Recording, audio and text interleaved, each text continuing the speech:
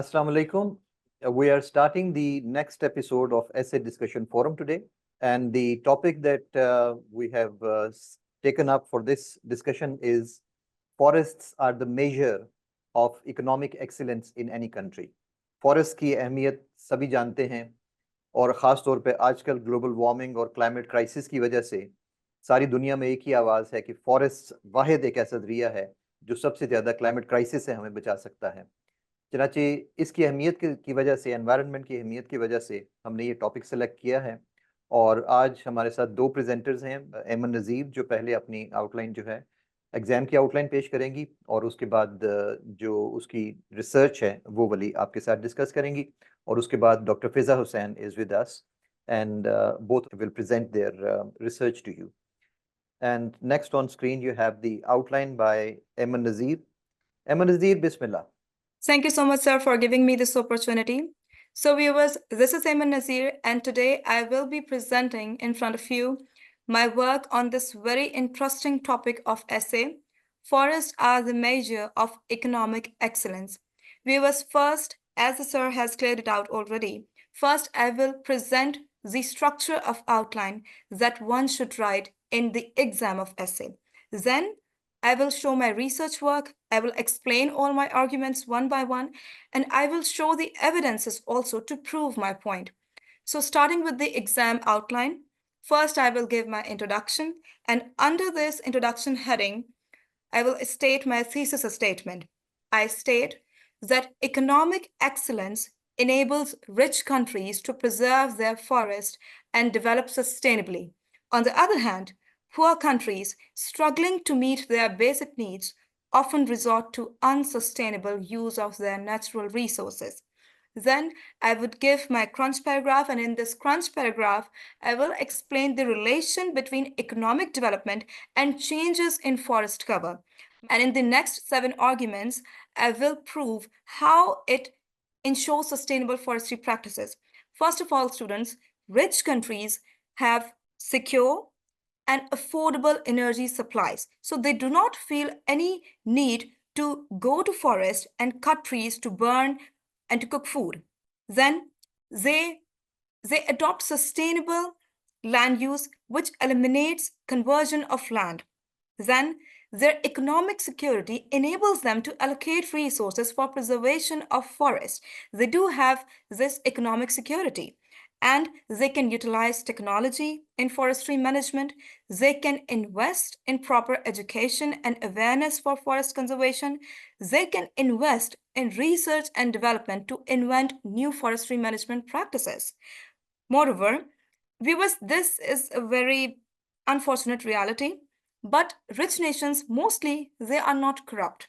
They are not corrupt, so they enforce laws very strictly. Why they are not corrupt? Because they do not need to resort to corrupt practices to fulfill their basic needs. They can fulfill their basic needs in honest ways. So they very strictly enforce laws. Then my fourth header would explain that how this economic turmoil induces unsustainable forestry practices. If you are economically weak, you cannot think of forest. Just forget about forest. You're not able to fulfill your basic needs. You're not able to get food. You do not have a shelter over your head. Do you really think that a person like this would think for forest? No, he would not. In my next 7 arguments, I would prove this. First of all, poor countries, mostly they face energy crisis, and this energy crisis necessitates forest cutting for fuel. They do mineral extraction to earn revenue, and that mineral extraction necessitates forest clearing. Then they do illegal mining that also results in deforestation. There is widespread corruption that results in smuggling of food and wood, and obviously that results in deforestation. Then mostly poor nations, they face food insecurity that necessitates land conversion. I mean, conversion of forest land into agricultural land or livestock farming. Then urban sprawl to accommodate burgeoning population that also results in deforestation. I mean, poor countries, they do not know sustainable land use, and they do not have such resources to adopt such sustainable practices. they often just grow in haphazard manner, and their urban areas are designed in haphazardly, and that results in deforestation. Then the very interesting point, installation of industries to increase production necessitates deforestation. I mean, if you have to install industries, obviously you'll have to remove your forest.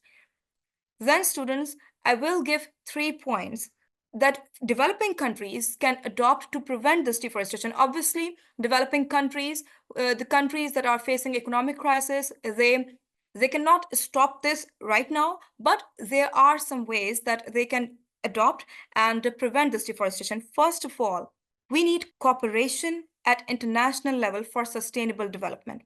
Then there should be some pecuniary benefits for developing nations for not cutting trees. Then there should be knowledge sharing between developed and developing world. So these are the 3 ways I will present here. Then my 6th heading would be conclusion. I would conclude my essay. So this is the structure of outline that one should write an exam. Now, I would explain all my arguments one by one, and I will show my research work. So, starting with the introduction and my thesis statement. Economic excellence enables rich countries to preserve their forests and develop sustainably. On the other hand, poor countries struggling to meet their basic needs often resort to unsustainable use of their natural resources. Viewers, what do I state here? I assert that it is the economy that plays a major role in whatever you do. If your economy is strong, yes, you can develop sustainably. But if your economy is in shambles, you do not have energy security, you do not have enough food, your agricultural yield is declining constantly, you cannot think of forest, you cannot think of environment. I mean, you are not able to fulfill your basic needs. How in the world can anybody expect you to think about forest? So you would resort to unsustainable use of your natural resources. You would be compelled to do that. This is what I'm going to prove in the rest of my headings. My second header, that is the crunch paragraph. This is very interesting and the essence of my whole essay. In this heading, I will explain that there is a very interesting relation between economic development and changes in forest cover.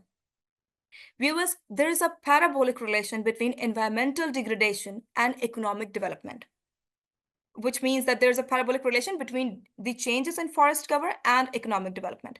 Now, what is a parabola? A parabola looks like a mountain. There's a peak, and this was actually, these 2 variables were plotted against each other by Simon Kuznets in some 1950s, and he called this curve environment Kuznets curve. He plotted these 2 variables, and the results turned out to be very interesting. And he proved that yes, there is a relation between economic development and changes in forest cover. This curve, environment Kuznets curve, suggests that initially, when you are going to economic development, initially, you will have to degrade your environment. But there will come a point, there will come a maximum, there will come a point after which you will be able to adopt sustainable development practices. You won't feel any need to degrade your environment. You won't feel any need to remove your forests to develop urban areas. This is a very interesting relation between these 2 things. But first, in the first phase, you will have to remove your forest to install industries. You will have to remove your forest to convert that land into agricultural lands. And you will have to remove your forest to lay down railway tracks and roadways. There is this very interesting relation, and you cannot avoid this. So all the countries who develop economically, they go through this. China is a very interesting example of this very interesting curve. China went through this phase. China started its economic development after 1950s. It opened its economy. At first, it degraded its environment. It removed its forest. It installed industries. It increased its carbon emissions. But now we are seeing a very interesting change in the policy of China.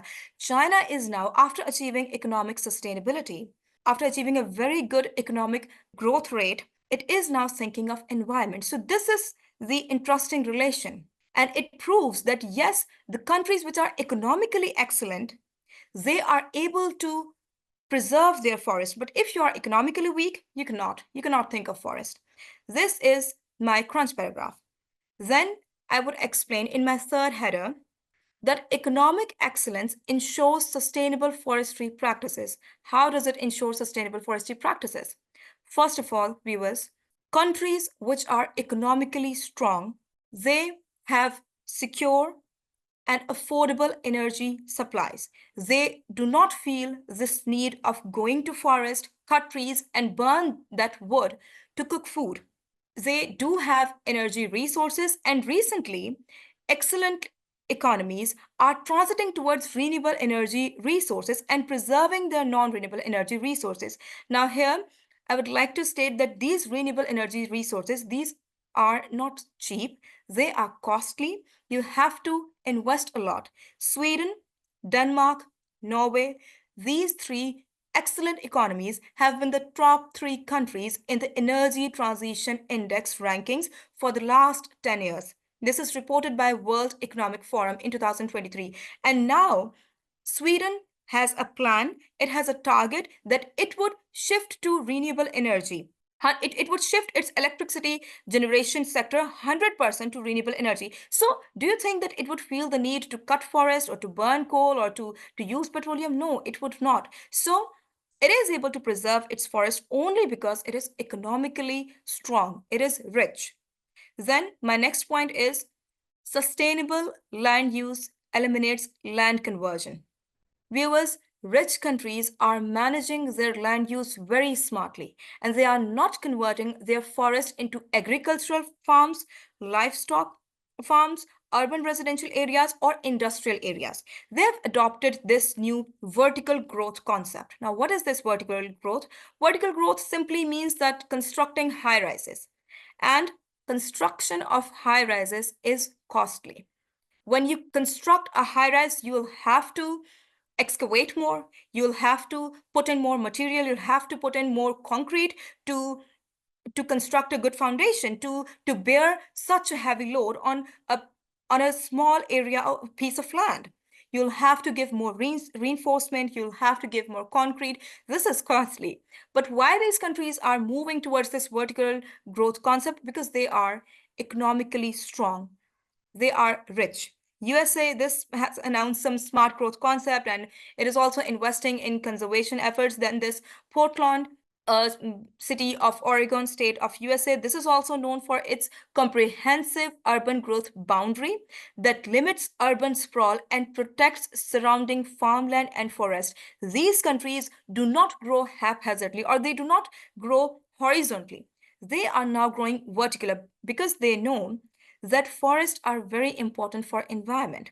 Then Freiburg city, this is in Germany. This is also known for its good urban growth.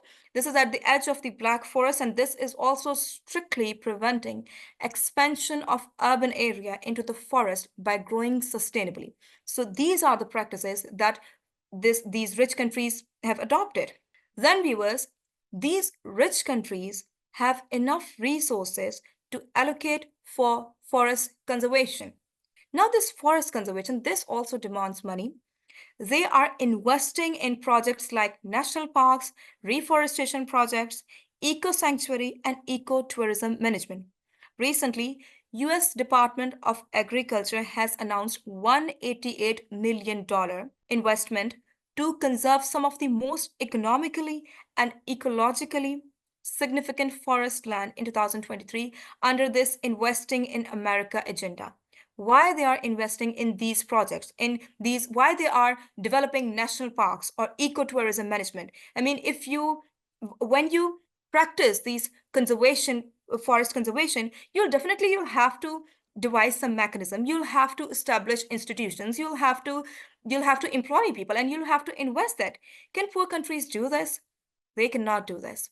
My point D is economic security to utilize technology in forestry management. These rich countries are utilizing technology in forestry management. They are utilizing remote sensing technologies, drones, GIS in forestry management. Why? Because they are producers of this technology. Recently, Alberta, a Canadian province, this has announced that it would invest in artificial intelligence in an effort to predict where a wildlife may ignite before it happens. And this move could save up to $5 million a year. Then these countries invest in proper education and awareness for forest conservation. A survey by FAO in 2021 revealed that forest education resources are insufficient or limited in large parts of the Global South. And what is Global South? Global South is the poor region of the world, and Global North, that is rich. So if Global South has insufficient resources, which means that Global North does not have insufficient resources, Global North is investing. Then my point F, investment in research and development to invent new forestry management practices. These rich countries are investing to invent new forestry management practices.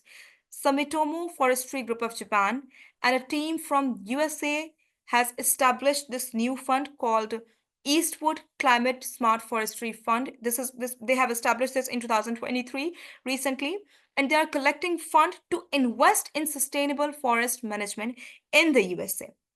So they are able to do this. Then my point G, strict enforcement of laws for protection of forest ensured by uncorrupted people. Viewers, rich countries, they are not corrupt mostly. These reports show that rich nations are not corrupt and their corruption perception index is very low. Denmark, Finland, New Zealand, Norway, Singapore, and Sweden, these are perceived as the least corrupt nations in the world. And this is reported by transparency.org in 2023. They are not corrupt because they do not feel this need to resort to corrupt practices. They are able to fulfill their needs in honest ways. So they enforce their laws very strictly. So it proves that yes, rich countries are able to preserve their forest. Now I would explain why poor countries are not able to preserve their forest. Economic turmoil induces unsustainable forestry practices. Why? First of all, poor countries do not have energy security. Very often they face these energy crises, which necessitates forest cutting for fuel, right? In rural areas of Pakistan, Afghanistan, India, and Bangladesh, or even urban areas, very often people burn wood and people burn this to cook food. There is this data of Energypedia 2023, which states that in most sub-Saharan countries, more than 80% of the population depend on biomass fuels for their daily cooking. Why? Because they are not being provided with energy by governmental institutions. So we cannot expect such people to have high morals, to not degrade environment, to not cut trees, and to starve to death. They are compelled to burn wood, to cut trees, to cook food. Then another affliction of poor countries, they extract their minerals to export, and this mineral extraction necessitates forest clearing. A very good example of this mineral extraction is a very poor country of Africa, Democratic Republic of Congo. Democratic Republic of Congo is a country that has world's largest reserves of cobalt and seventh largest reserves of copper. This country is clearing its forest to extract minerals. Why it's extracting minerals? So it can earn revenue. It cannot think of forest and it cannot just quit this practice to preserve forest because it has to earn somehow. There is this data of Statista 2023. It shows that in 2023, 70% of the world's cobalt was extracted from mines of Democratic Republic of Congo. And that cobalt was used in manufacturing of electric vehicles for developed nations. Now, this is such an irony that these poor countries are providing for rich countries so that they can manufacture their luxuries. Then, illegal mining practices to earn results in deforestation. Viewers, artisanal mining is a kind of mining that is illegal, in which people who may or may not be associated with some company, they do mining in a very manual way. They use their hands or some poor cheap tools like spade or shovel. They do not have any machinery. They do this artisanal mining. That is very dangerous. Why do they risk their life? so that they can extract minerals and they can earn from that. There is this study by IPIS. This has mapped about 2,951 mines, employing 4,27,469 artisanal miners. They are doing this just to earn. Then another point, widespread corruption results in smuggling of natural resources. Poor countries, they are mostly corrupt. Pakistan is ranked at 133 out of 180 countries in Corruption Perception Index. And this data is of 2023. Why do poor countries do this? Because in honest way, they are unable to fulfill their basic needs. So they resort to such practices. Timber smuggling is very prevalent in northern areas of Pakistan, and this is a very unfortunate reality. So this is the reason forests are not being preserved in poor countries. Then increased food insecurity necessitates deforestation for land conversion. Viewers, while I was searching for this, I came across a very striking statistics. FAO states, this report of FAO, Global Remote Sensing Survey 2020, that almost 90% of deforestation worldwide from 2000 to 2018 occurred due to agricultural expansion. Human expanded its agricultural farms just to increase its agricultural yield. And this is not some luxury, this is basic need of human. Then, next point, this is urban sprawl results in deforestation for accommodation of people.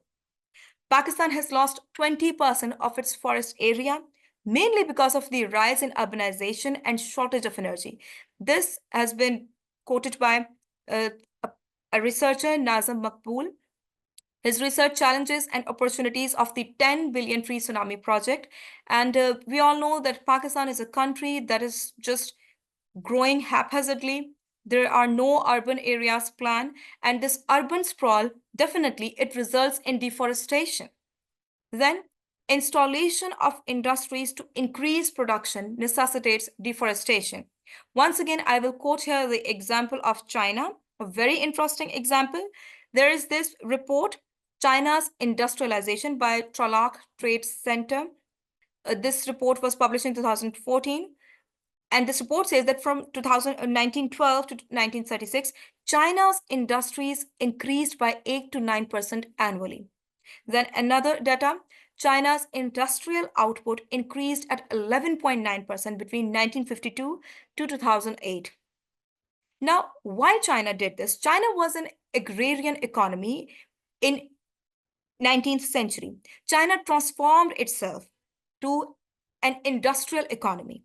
China, where all this environmental degradation, it installed industries to increase production. So if you want to increase your production, if you want your economic development in your country, you'll have to install industries. And this is why poor countries are unable to preserve their forest. Now, all these points prove that yes, economic turmoil induces unsustainable forestry practices. Now, I would give the ways that developing countries can adopt to prevent this deforestation. First of all, there should be cooperation at international level for sustainable development. Without cooperation, poor countries cannot do anything. First of all, all these states should understand that deforestation, this is a collective goods problem, and there should be the cooperation at international development, like the world cooperated while it signed the Kyoto Protocol and the Loss and Damage Fund of COP27 in 2022. Then there should be some pecuniary benefits for developing countries for not cutting trees. Recently, Costa Rica has received a reward, and REDD, this has paid Costa Rica for not cutting forest and for preserving its forest. It has received $16.4 million. So there should be some incentives for developing countries to prevent them from cutting forest. Then my last way forward is knowledge sharing between developed and developing world. There should be knowledge sharing. There should be enhanced knowledge, and there should be awareness at the international level. The developed countries should mainstream developing countries in preserving forest. UNEP, this this organization, it runs some campaigns of knowledge sharing under this REDD plus.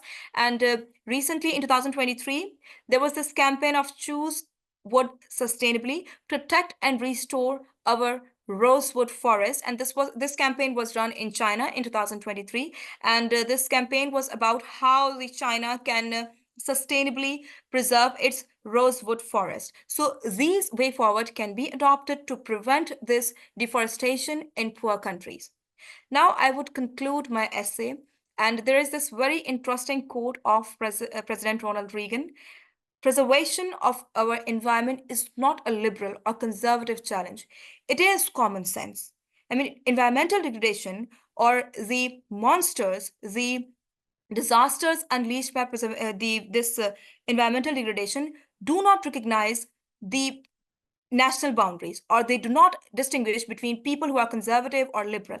This is common sense. So the world should cooperate and should curb this crisis and should preserve forests. Thank you so much, sir. That's all from my side. Over to you.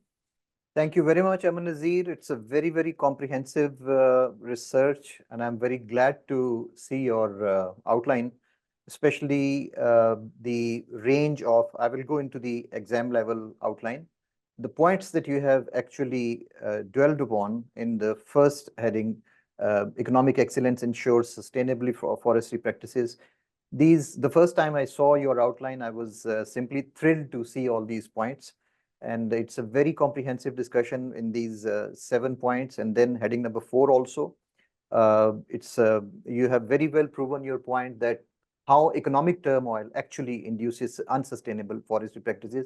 And you have shown in great detail दुनिया को जरूरत क्यों पड़ती है forest काटने की, और क्या वजह है कि थर्ड वर्ल्ड कंट्रीज, ज्यादातर जो ग्लोबल साउथ है, वो फॉरेस्ट को प्रिजर्व करने में या कंजर्व करने में कामयाब नहीं है. इस आउटलाइन के अंदर इस हेडिंग की ज़रूरत बहुत ज़्यादा थी, क्योंकि इसके बगैर पूरा इसने कॉम्प्रिहेंसिव नहीं था बनना. वो कॉजेज़ नहीं बयान होती जिनकी वजह से ये डिफॉरेस्टेशन इतनी हैवी लेवल की जो है वो चल रही है. Your prevention, heading number 5, prevention of deforestation points are also very comprehensive, very good. And these are what I always say, that these should be doable and practicable steps. And so you have selected these 3 points very carefully. Very well done, Aman Nazir. I'm glad that you have decided to join the Essay Discussion Forum, and you have shared of course, you have worked very hard on this outline and presenting its research for our viewers of the Essay Discussion Forum. I appreciate your efforts. After this excellently crafted outline by Aman Nazir and her research, we move on to the next presenter for the Essay Discussion Forum. I'm glad that Dr. Fiza Hussain has decided to join our presenters team. So the next outline on your screen is that by Dr. Fiza Hussain. Dr. Fiza, it's over to you. Bismillah. Assalamu alaikum. Bismillahirrahmanirrahim. Viewers, I am Fiza Hussain, and the topic today is Forests are the measure of economic excellence. First of all, I'll read out the exam outline as it is supposed to be written in the exam, and then I'll present my research on this topic in the discussion outline. So first of all, in the exam outline, the first heading is Introduction. In introduction, we write down the thesis statement, which states, forests thrive as a measure of economic excellence, flourishing in stable economies with sustainable practices. On the other hand, economically struggling nations mostly demonstrate poor forest health, emphasizing the importance of strategic conservation plans. The heading number 2, which is the crunch paragraph, states the symbiotic relationship between forest ecosystems and economies. The third heading is why are forests a measure of economic excellence? Under this heading, we explain the reasons why the forests are the measure of economic excellence. Point A states the necessity of economic resilience and the flow of survival and the flow for the survival of economic forest ecosystem. Point B says economic diversity, a precursor and guarantor of healthier ecosystems. Then we have point C, synergy in nature and industry, a blueprint for sustainable forest management. Point D says the availability of advanced technical resources in economically stable countries. Point E is inclusive infrastructures and town planning practices in economically thriving regions. And F is environment-friendly living practices of local populations. Then we have the main heading, point number 4, that says causes of forest degradation in economically struggling nations. Its subheadings are point A, the forest dependent communities, economic pressure driving deforestation. Point B being agricultural expansion and shifting cultivation practices harming nature. Point C says impact of illegal logging and unregulated timber trade on existing flora. Point D is industrial resource exploitation and excessive forest cleansings as an accelerator of forest destruction. Point E is lack of sufficient funding and effective forest management practices for preservation of forests. Then we have the way forward, which is the main heading number 5, which says strategic plans for maximizing forest conservation in economically struggling nations. It has four subpoints, which are point A, strengthening of legal and regulatory frameworks to ensure sustainable practices. Point B is promotion of alternative livelihoods for forest-dependent communities. Then we have point C, which says investment in technology and livelihood for forest-dependent communities. Point D is capacity building and knowledge sharing for modernizing and reforming the institutional structures of forest management. And then we have the point number 6, which is the conclusion. Now, moving forward to the discussion outline, first of all, again, we have the thesis statement. I don't think there is a need for me to read it again. Then we'll go to point number 2, which is the crunch paragraph, the symbiotic relationship between forest ecosystems and economies. Forests basically depend on good economies, just like economies flourish in healthy ecosystems. Forests need the economy for support and protection. Forests need the conscious efforts of leaders and businessmen for staying healthy, and they need laws and regulations for protection as much as they need the attention of businessmen to stay put and grow. Similarly, the economies, they benefit from forests a lot. They provide livelihood to the people and valuable resources like wood for construction, food for public, and medicine, etc. So yes, both of these entities are interdependent and need each other for growth. Then we have point number 3. Why are forests a measure of economic excellence? Point A, the necessity of economic resilience and flow for the survival of forest ecosystems. Economic resilience basically is the ability to quickly recover from any kind of disruption. So in the context of forest management, it ensures that there are sufficient funds for sustainable forest management and conservation activities during the economic ups and downs. In this instance, we'll consider the example of Costa Rica. Costa Rica's Payment of Environmental Services Program is basically a financial mechanism of state to the owners of forests and forest plantations for environmental services that they provide. It makes direct cash transfers to private landowners for 5 or 10-year contracts for different activities of forest protection, reforestation, sustainable forest management, and agroforestry. So it's basically, it is evident that they have to make payments to successfully strategize for forest conservation. And they can do this just because they have the economic capability of doing so. Then we have the point B, that is economic diversity, a precursor and guarantor of healthier ecosystems. Economic diversity or economic diversification, whatever you may call it, refers to the use of broad range of economic activities in a region. For example, Brazil, as we all know, is the home to Amazon rainforest. In parts of Amazon, Brazil promotes a bioeconomy, ecotourism, and traditional practices to support both economic development and ecosystems health. So basically, Brazil is rich in biological resources, and owed to these biological resources, Brazil is a big producer of biodiesels. It is standing on a very, very thin line where the threat of exploitation of these natural resources is huge. So Brazil's National Program for Biodiesel Production and Use, also known as the PNPB, does this job of biodiesel regulation. The PNPB targets for blending biodiesel with conventional diesel and implements supportive policies such as tax incentives, funding programs to stimulate biofuel production. Brazil's approach to the bioeconomy has been characterized by a contribution of regulatory frameworks, incentive programs, and strategic investments. Again, the need for economic stability of the country implementing these strategies and such policies is like very evident from this. Then we have point C, synergy in nature and industry, a blueprint for sustainable forest management. Here we are going to consider the example of Kalundborg, Denmark.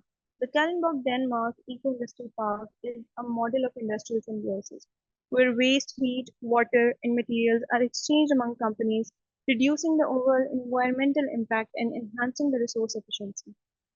So what they do is that they supply the surplus heat to the local homes. The steam that is produced in this plant goes to the pharmaceutical companies of the country, and even the sulfur dioxide scrubbers that they have installed produce gypsum as a byproduct, which goes to wallboard manufacturers. So we can see that how they are putting in conscious effort to minimize the environmental impact of industrial plants by minimizing the production of waste products, in which in turn directly adds to the health of the local forest ecosystems. And these kinds of efforts, of course, always require a substantial economic backup, demonstrating the necessity of economic excellence for healthier ecosystems. Then we have point D, which is the availability of advanced technical resources in economically stable countries.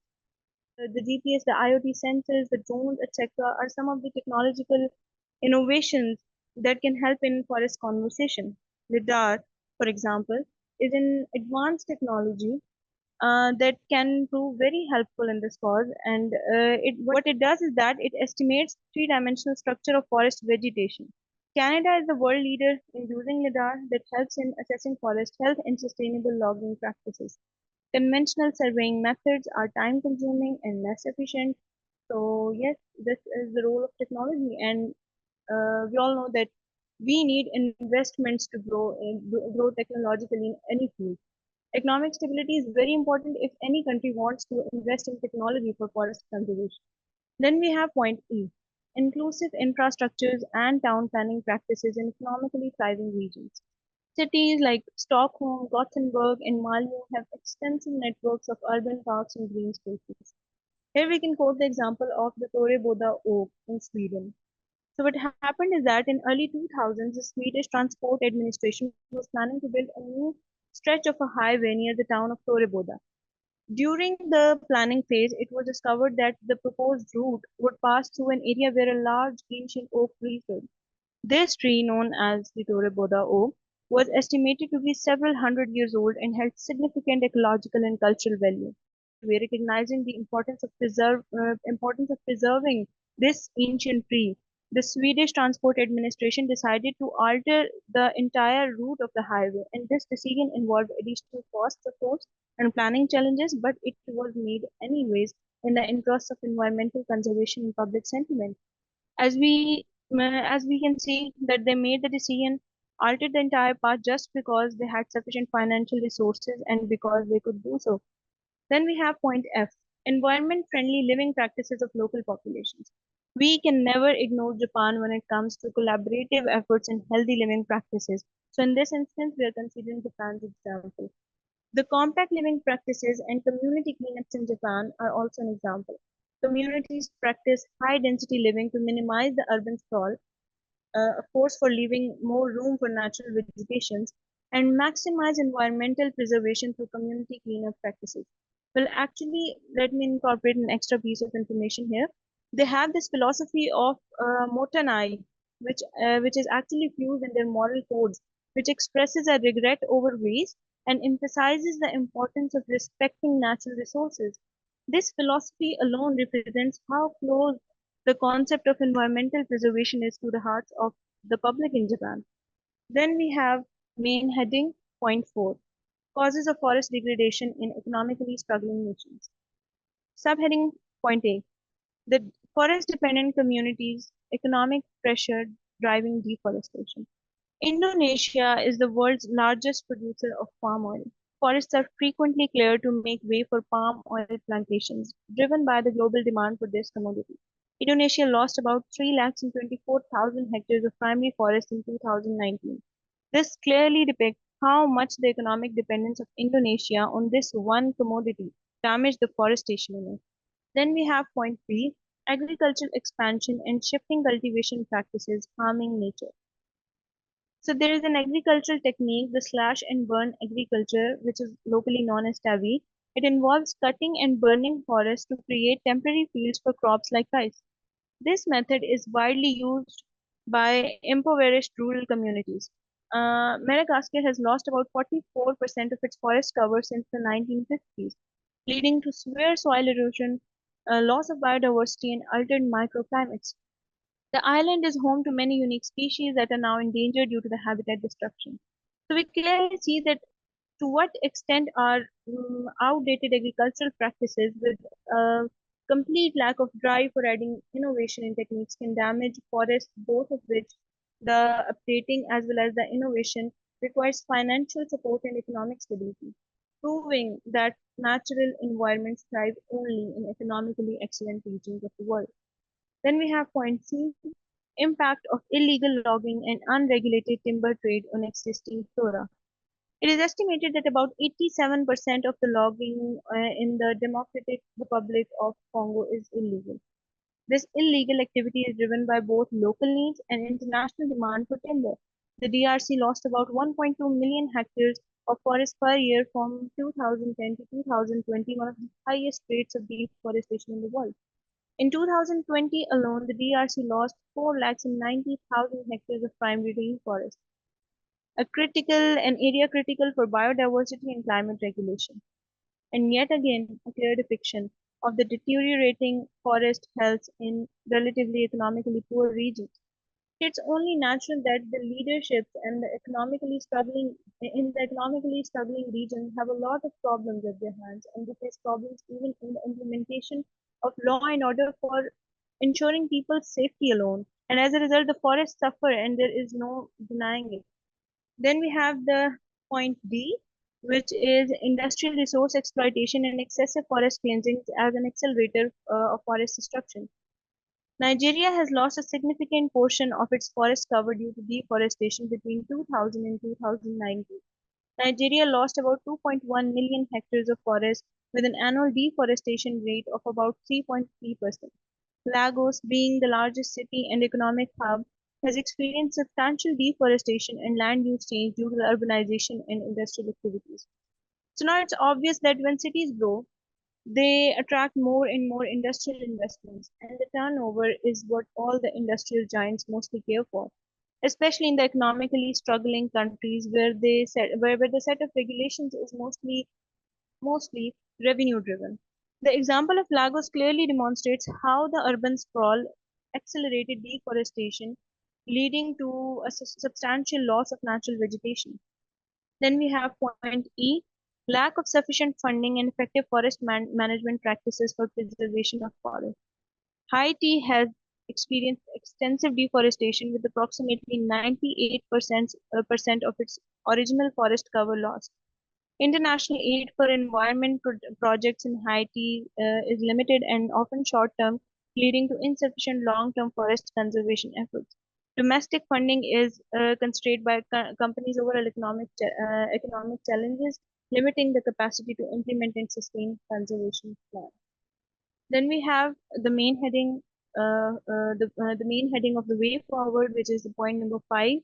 The strategic plans for maximizing forest conservation in economically struggling nations. The point A states strengthening of legal and regulatory frameworks to ensure sustainable practices. Brazil's forest code, revised in 2012, basically it is a comprehensive legal framework aimed at regulating land use and ensuring the protection of native vegetation. This forest code requires landowners to maintain a certain percentage of their property as native vegetation known as a legal reserve. Following the implementation of the revised forest code and stricter enforcement, Brazil saw a significant reduction in deforestation rates in Amazon, and the deforestation rates in Amazon dropped by approximately 70% during this period. The introduction of satellite monitoring systems such as BETA, deforestation detection in real time, has enhanced the government's ability to detect and respond to illegal deforestation activities promptly. So we can see that they focused on imposing regulations and they invested in technology, and it brought amazing results, which this figure of 70 demonstrates. Then we have the point B, promotion of alternative livelihoods for forest-dependent communities. Uganda is a low-income country with significant portions of population relying on natural resources for their livelihoods. This country faces challenges in balancing economic development with environmental conservation, particularly in the forested areas where deforestation rates are high. So what they did is that they introduced alternative livelihood programs, and these programs are beekeeping, ecotourism development, agroforestry projects, etc., which are creative and seem promising as well. Then we have point C, investment in technology and infrastructure for enhancing management practices. Now we are going to consider the example of our beloved neighbor, India. They have made some incredible and one-of-a-kind innovations in their forest management strategies. They introduced Forest Survey in India and satellite monitoring, the GIS, the Digital India Land Records Modernization Program, which digitalizes the land records for ensuring transparency, and the Compensatory Afforestation Fund Management and Planning Authority, which provides real-time data for e-watch. According to India's State of Forestation Report, ISFR 2019, India's forest cover increased by 5,188 square kilometers compared to the previous assessment, partly attributed to the improved monitoring and afforestation efforts. FSI's satellite-based monitoring system has been instrumental in providing accurate data on forest cover and changes over time. Then we have the reforestation initiatives under CAMPA, which is the Compensatory Afforestation Fund Management and Planning Authority. India has allocated substantial funds for afforestation and reforestation activities, with investments in technology ensuring the efficient use of these resources. E-Green Watch has facilitated the monitoring of millions of hectares of afforestation projects, improving transparency and accountability. And then we have the last way forward point, point B, capacity building and knowledge sharing for modernizing and reforming the institutional structures of forest management. Land tilting and mapping projects. Peru has implemented land tilting and mapping projects to clarify land tenure and reduce conflicts over forest resources. These projects involve training local communities in geographic information systems and participatory mapping techniques to create accurate land use maps and support community-based land management. This idea of collaborative effort of government and public itself is very promising, but of course, making it work will require proper public training and awareness. Then we have the last conclusion, and I'm going to close this presentation with the quote of Aldo Leopold, which says, "The earth doesn't belong to us, we belong to it. We abuse land because we regard it as a commodity belonging to us. When we see land as a community to which we belong, we may begin to use it with love and respect." You see, we humans are not separate from nature or superior to it. Instead, we are an integral part of Earth's ecosystem. Our well-being and our survival depends on the health of our planet. Just like other animals, plants, we rely on Earth's resources for food, water, shelter, everything actually. So we should take care of the Earth and its environment because it's our home and it's our responsibility to protect it for ourselves and for our future generations. Thank you so much, sir. Welcome. We have seen wonderfully presented, wonderfully written, and very well researched outlined by Dr. Fiza Hussain. And of course, the conclusion is wonderful. Last sentence, when we see land as a community to which we belong, we may begin to use it with love and respect. So it is not that the earth does not belong to us, we belong to it. जिस दिन दुनिया ने इस fact को समझ लिया, उस दिन यकीनन ये दुनिया को इस तरह से ट्रीट करना छोड़ देंगे जैसे कि हमारी ये कोई कमोडिटी है जिसको हम जिस भी तरह से चाहें बुरी तरह से अब्यूज कर सकते हैं, मिसयूज कर सकते हैं. Dr. Fiza has presented in a very masterful manner the research for each and every paragraph and every point, quite comprehensive and compact. I must say that it's a very compact sort of examples. मेरे ख्याल में तो students अब जो समझदार हैं वो तो उनके लिए तो पूरी ऐसे जो है वो तैयार हो गई है. आपकी फैक्ट बुक के लिए बेशुमार मटेरियल जो है वो आपके सामने मिल गया है और अकेला सिर्फ इस आउटलाइन को इस रिसर्च के साथ देखा जाए तो कोई भी शख्स आराम से बैठ के पूरी की पूरी ऐसे जो है वो इसके ऊपर डेवलप कर सकता है, बिकॉज डेटा आपके पास मौजूद है, बाकी आपने सपोर्टिंग पॉइंट्स और टॉपिक सेंटेंसेस जो हैं वो डेवलप करने हैं सारे इसके ऊपर. I am thankful to both Eman Nazir and Dr. Fiza Hussain, the new presenters in our essay discussion forum team, for working very hard on these on this very I would say tricky sort of topic, because इसके अंदर काफी सारे लोगों से सिर्फ outline बनाने में ही काफी गलती हो रही थी. So they have presented the outlines quite well. So students, I will finish this presentation here. Thank you very much for watching it in detail. And I'm sure that you will be tuning in to us for the next essay discussion forum presentations as well. Thank you very much. Khuda Hafiz.